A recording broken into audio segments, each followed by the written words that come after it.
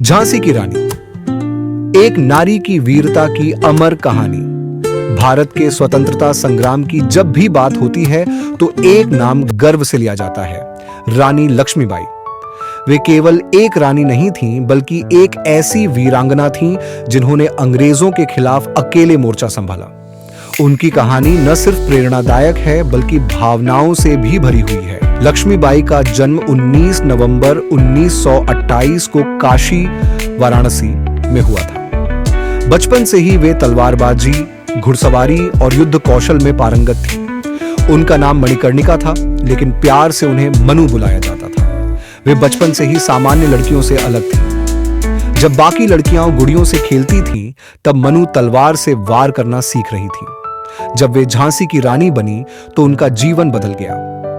विवाह के कुछ वर्षों बाद ही उनके पति राजा गंगाधर राव का निधन हो गया। अंग्रेजों ने डॉक्ट्रिन ऑफ लैप्स के नाम पर झांसी पर कब्जा करने की कोशिश की, पर रानी ने यह कहकर सबको चौंका दिया, मैं अपनी झांसी नहीं दूंगी। यह शब्द सिर्फ विरोध नहीं था, यह संकल्प था। एक स्त्री का, एक मां का, एक रानी का, जिसने अपने राज्य, अपनी प्रजा और अपने आत्मसम्मान की रक्षा के लिए तलवार उठाई। 1857 की क्रांति में रानी लक्ष्मीबाई ने झांसी को अंग्रेजों से बचाने के लिए एक छोटी सी सेना बनाई। उन्होंने खुद घोड़े पर चढ़कर युद्ध लड़ा।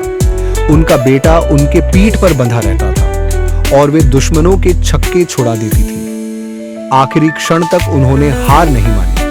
17 जून 1958 को ग्वालियर के नजदीक अंग्रेजों से लड़ते हुए रानी लक्ष्मीबाई वीर गति को प्राप्त हुई।